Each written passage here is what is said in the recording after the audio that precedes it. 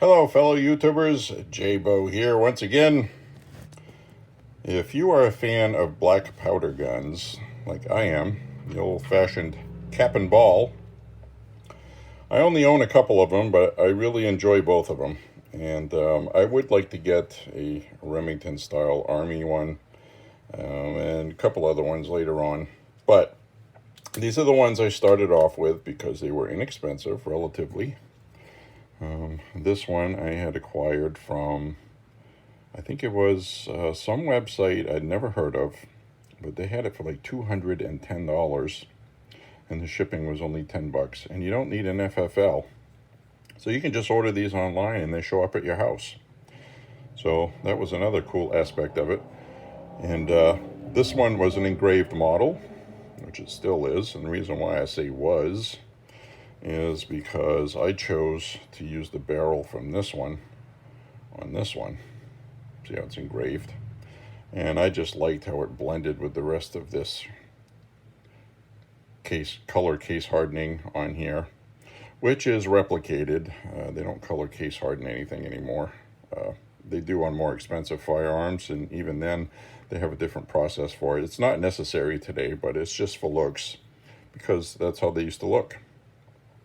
And they would also have it on the plunger for the reloading tool that's built into the gun. But anyway, the point is I liked how this looked like that, and I liked how this one looked with just a plain barrel with the engraving on the receiver and the brass and stuff. So that's just my own personal preference. But anyway, let's get to the purpose of this video. I'm gonna have to turn on my headlight, which I seem to like how this looks on here. It really shows well. Now, I've titled this video Cap Sucking, okay? And I'm not titling it that to be anything weird or anything like that, but what happens is when you fire these, you have a percussion cap sitting on the end of these percussion cap nipples.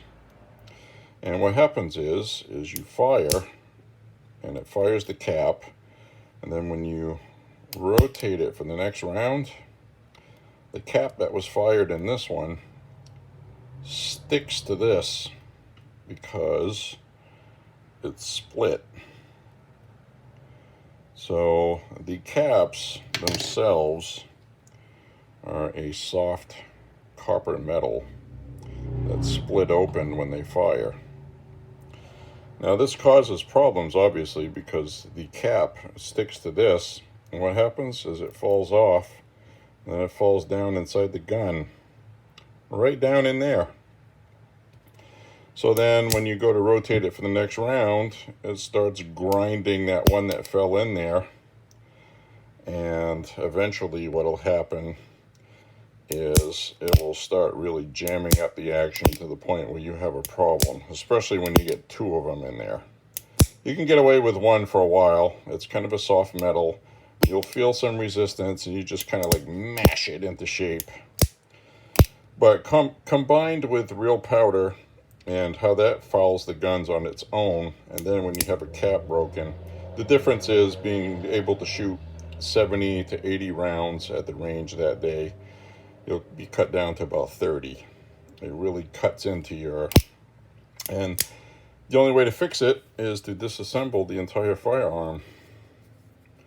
And people don't want to do that while they're shooting because it is cumbersome. You got to take the whole thing apart. You got to take the hammer out, and you got to take the trigger out, and the bolt stop, and the hand that's in here attached to the hammer.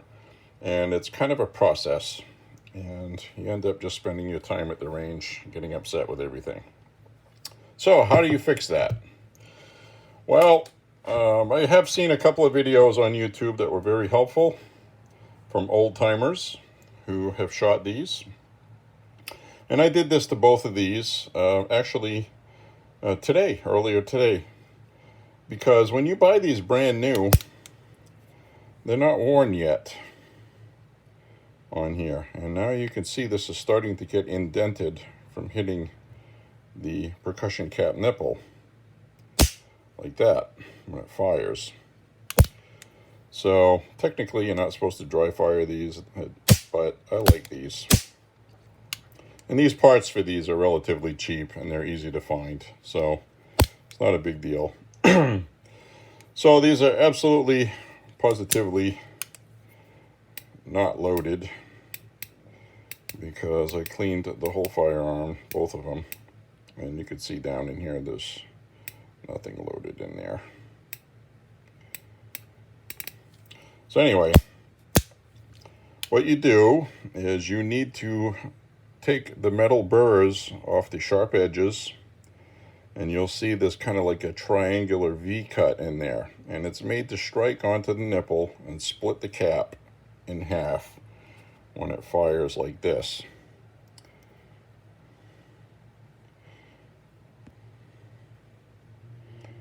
And yes, I realize it's kind of bright. I'll just have to work with it.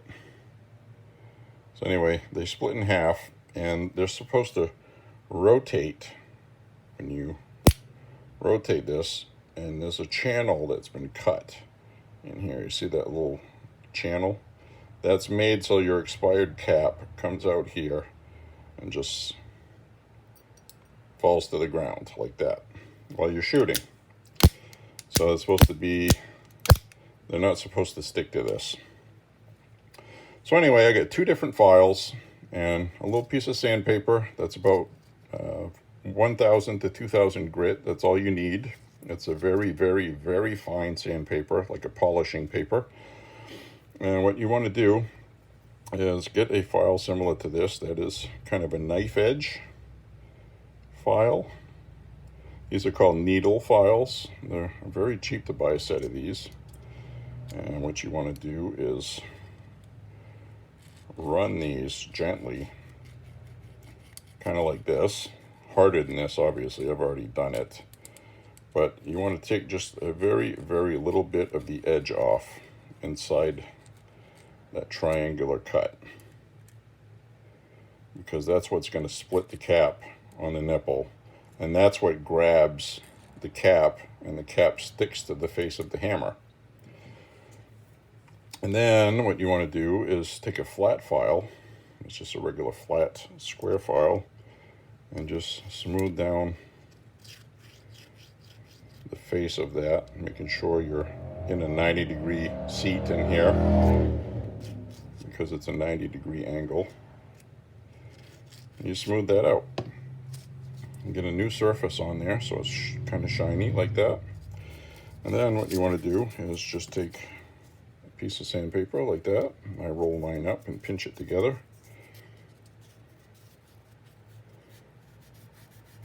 And just kind of run the sandpaper on there.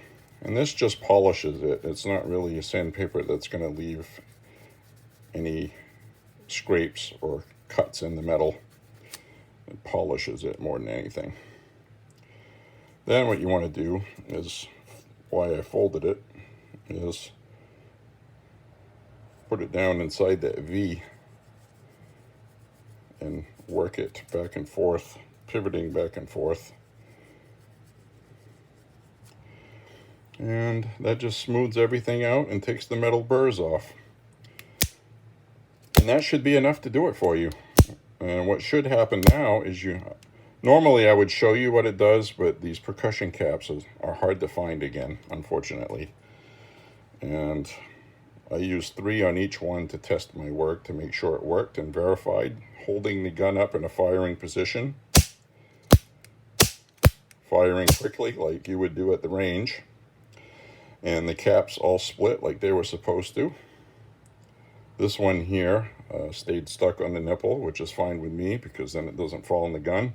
And the other ones that didn't blew apart like they're supposed to and did not stick to the hammer. So I hope this kind of tip helps you out if you shoot black powder guns, because it can be a problem. It's the number one problem I've had with these. Mechanically, everything's worked fine. They do malfunction more frequently than regular firearms because of the nature of the technology. And we have springs that are independent from each other, and they Every time you shoot, they flex, and then they get metal fatigue where they screw in and they snap off and break. So that just comes with the territory. If you own these, buy parts for them. You are going to need them. So that's about all for that. And they're beautiful things when they function properly. And I guess the point I'm trying to make is back in the Civil War days when they were using these percussion revolvers, is to put it bluntly, they were just made better. What I mean by that is the tolerances weren't as good as they are today. But the thing is they were more hands-on, handcrafted, hand-polished, hand-fitted. They worked when they left the factory, and they did not suck the caps in there. And also combined with the fact that the caps used back then were a different material than what they use today with these copper thin. Manufacturing was not as good as it is today back then as far as mass producing things like that. So a lot of these caps were loaded by hand, packaged by hand. It was probably an expensive process for the military to pay for that. But anyway, fantastic history and technology, and I hope this video helps you out, because it is a common problem with these 1851 Navy Colt style revolvers. So I guess that's about all. Thank you very much for watching. Click like and subscribe and all that stuff. I'm not monetized, but I like to see the likes. And so anyway, I like to know somebody's out there enjoying these besides just seeing people that have viewed it. So thank you very much, and thank you for watching. Bye-bye.